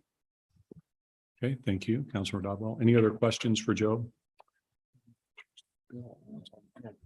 All right. With that, I think that these will all be on the agenda for the next meeting. And so, Councilor Fleischer. Can we make a motion to have a second reading? I was just getting ready to ask that. And this concerns Ward 1. So is there a motion for second reading for Ward on the motion or on the bill for 2739, the lot splits, made by Councilmember Clark, seconded by Councilmember Brost. Any discussion on the motion for second reading of Bill 2739? Okay, as you know, this will take a 2/3 supermajority vote to do this. We'll try by voice and see where that goes first. All in favor of the motion for second reading of Bill 2739, please say aye. Aye. Any opposed? Any abstentions? All right, so the 2/3 supermajority has been met. Ms. Elders, would you please read Bill 2739 a second time? Bill number 2739, an ordinance of the city of Wildwood, Missouri, authorizing a lot split plat for the DeHart Lot Split 2 upon a legal lot of record that exists as a tract of land being Lot A of the DeHart Lot Split per plat book 356, pages 385 and 386, all being located in the U.S. Survey 957 Township 44 and 45 North, Range 3 East, City of Wildwood, St. Louis County, Missouri, located on the west side of Austin Fort Road, north of its intersection with DeHart Road, and thereby creating 3.02 and 43.53 acre properties. Second reading. Okay, thank you. Any further discussion on the bill? Seeing no discussion, Ms. Eldridge, please call the roll for final passage of Bill 2742. Councilmember Nian. Yes. Councilmember Farmer. Yes. Councilmember McCutcheon. Yes. Councilmember Rambo. Yes. Councilmember Fleischer. Yes. Councilmember Garitano. Councilmember Brost. Yes. Councilmember Edens. Yes. Councilmember Ottenberg. Yes. Councilmember Dodwell. Yes. Councilmember Bertolino. Yes. Councilmember Jaxi. Yes. Councilmember Hopper. Yes. Councilmember Galani. Yes. Councilmember Clark. Yes. Councilmember Bartoni. Yes. Okay, so the bill passes. That leaves us with two for first reading. The first, taking them in sequential orders, Bill 2741, and it concerns all wards. Is there a motion for the first reading of the bill? Made by Councilmember Farmer, seconded by Councilmember Dodwell. All in favor of the motion for first reading, please say aye. Aye. Any opposed? Any abstentions? Ms. Eldridge, please read Bill 2741 for the first time. Bill number 2741, an ordinance of the city of Wildwood, Missouri, amending chapter 415 of the Code of Ordinances of the city of Wildwood as it relates to the installation and maintenance of fences. First reading. Thank you.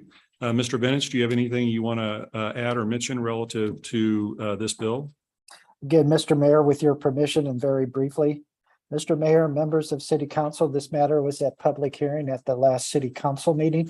At the conclusion of that meeting, the members authorized the preparation of this legislation.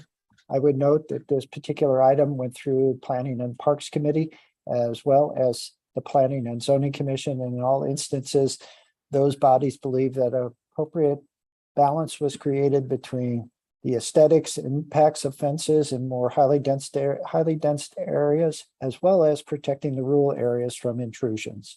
If there are any questions, the department would be glad to try to answer them. Thank you. Okay, thank you. Any questions for Mr. Bennett?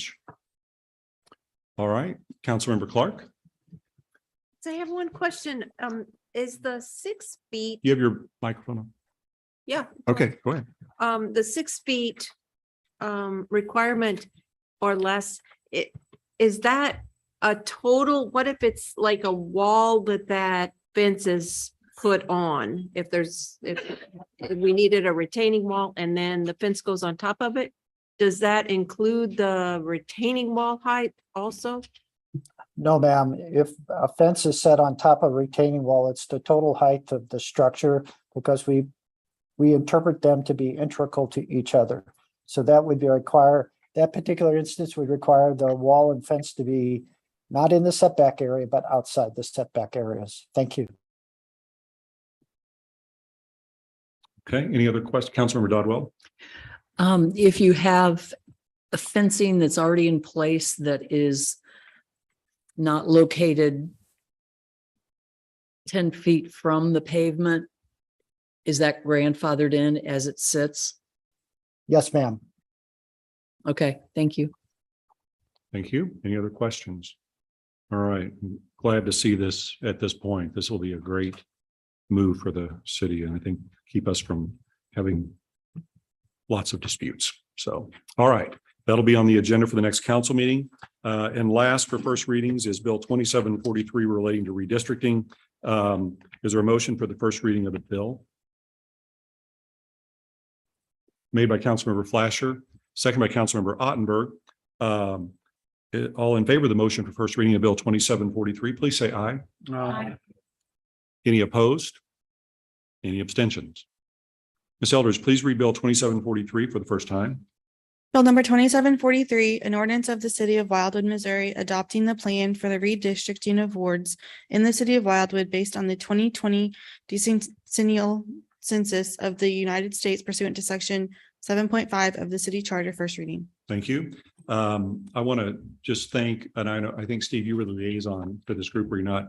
I want to thank the group that did yeoman's work, and they did it very quickly to get this done. And given the closeness of the election, it would be best if we had a second reading on this evening. So before we get to that, are there any questions for Mr. Cross or anyone else for that matter relating to this? Councilmember Farmer? Yeah, just I guess relating to the residents that are going to be switching from one ward to the other, I assume there's some sort of a notification they're going to receive to tell them that. Yes, sir. All right, good enough. All right. Is there a motion for the second reading of the bill? Made by Councilmember Farmer, second by Councilmember Edens. This will take a 2/3 vote, as you know, to do it in the same night. So all in favor of the motion for second reading, we'll try by voice. Please say aye. Aye. Any opposed? Any abstentions? Ms. Eldridge, please read Bill 2743 a second time, given that the supermajority has been met. Bill number 2743, an ordinance of the city of Wildwood, Missouri, adopting the plan for the redistricting of wards in the city of Wildwood based on the 2020 decennial census of the United States pursuant to section 7.5 of the city charter, second reading. Okay, thank you. Any further discussion on the bill? Councilor Garetano. Yeah, I just wanted to state, given that Ward 8 affects me, I'm going to just abstain because I wouldn't want to state my opinion, so. Okay. You'll have an opportunity to do that in about 30 seconds. Any other comments or questions? Councilmember Clark. Just a question about the process for this. The 10% deviation that you have to stay within, is that it has to be each ward has to be within the 10% or average of all of them, or all of them have to be within 10%? The deviation is 10% between the ward with the highest amount of population and the ward with the lowest amount of population. So that cannot, should not exceed more than 10%.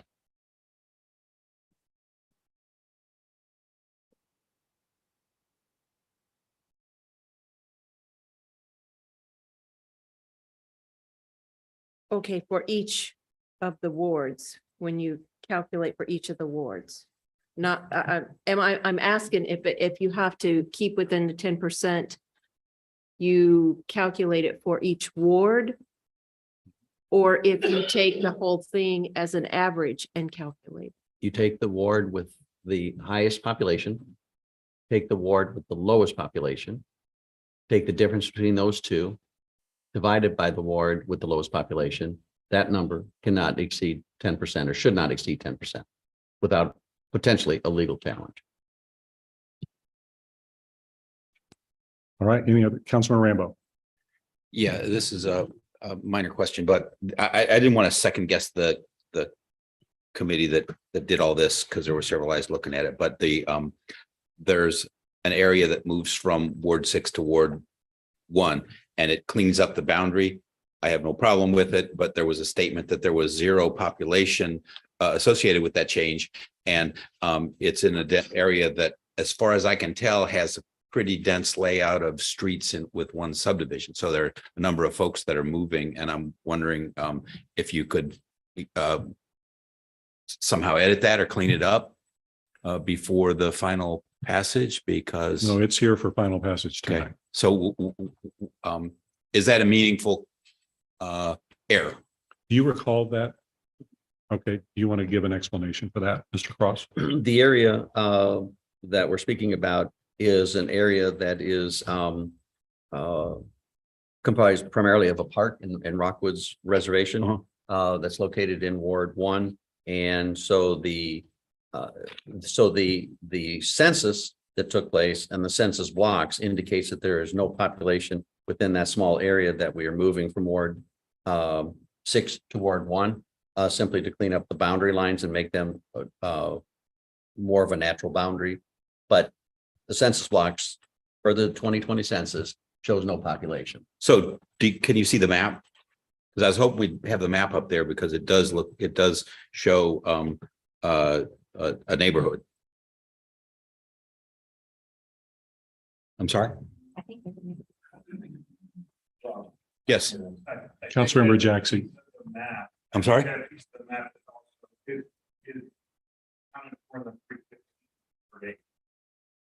It looks like all that's Ward 6, but it isn't. Oh, so that's a different map than I Right. saw. Okay, it's two wards. Okay, I got it. Sorry. Yeah, worries. the map the map that I saw did not have that line for Ward 8. So Councilmember Thank you. Galani.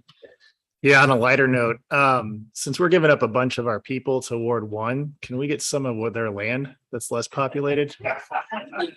Annexed for Ward 8.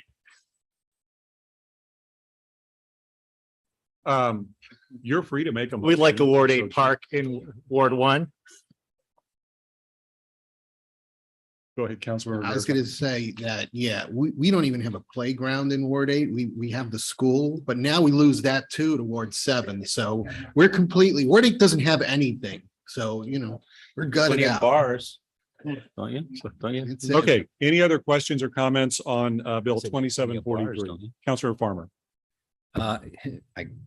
Maybe along those lines, I've always been curious. There's like this little tiny section of land across Manchester Road for Ward 4 that doesn't have anything in it.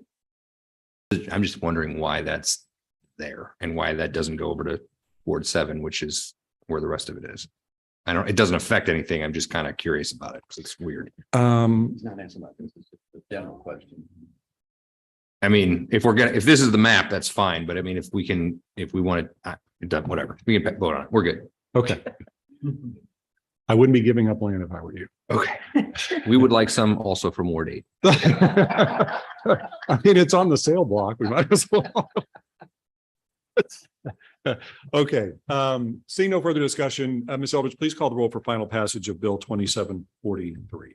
Councilmember Farmer, Yes. Councilmember McCutcheon, Yes. Councilmember Rambo, Yes. Councilmember Flasher, Yes. Councilmember Garitano, Abstain.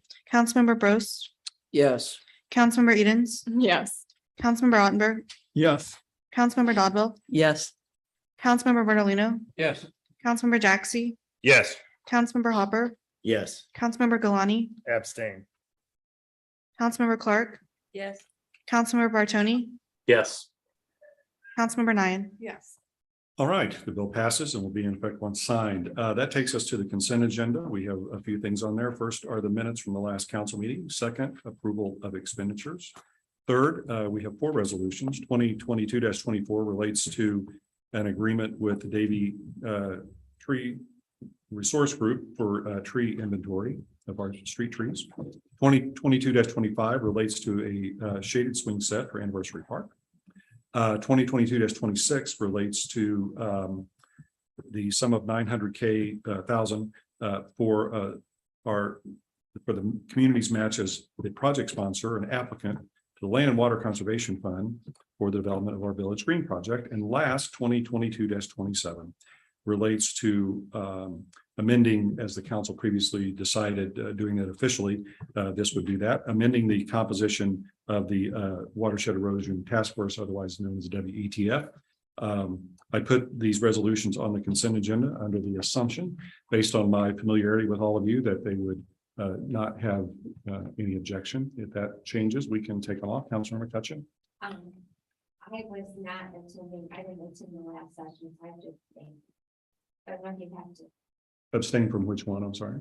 the approval of them. Okay, we will do the minutes separately to accommodate that. Anyone else have anything they want to do, handle separately? All right, so what we'll do is we'll do the minutes first, and then we'll handle the rest of it as part of the consent agenda. Is there a motion for approval of the minutes from the last meeting of the council for the work session and the main meeting? Made by Councilmember Farmer, second by Councilmember Jaxi. Any discussion on the motion as to approval of those minutes? Seeing none, all in favor of the motion to approve the minutes, please say aye. Aye. Any opposed? Any abstentions? We have one abstention, Councilor McCutcheon. Would someone then like to make a motion to adopt the consent agenda as presented relative to expenditures in the 4 resolutions as noted? Made by Councilmember Brost. Is there a second to adopt the consent agenda? Made by Councilmember Delline. Any discussion on the motion? See no discussion. All in favor of the motion to adopt the remainder of the consent agenda as presented, please say aye. Aye. Any opposed? Any abstentions? Consent agenda carries. Anything under miscellaneous? All right, we'll go to adjournment. Anyone would like to make a motion to adjourn? Made by Councilmember Farmer, seconded by Councilmember Nyan, non-debatable. All in favor of the motion to adjourn, please say aye. Aye. Any opposed? Any abstentions? All right, thanks to each one of you for another great meeting, and have a safe and wonderful rest of the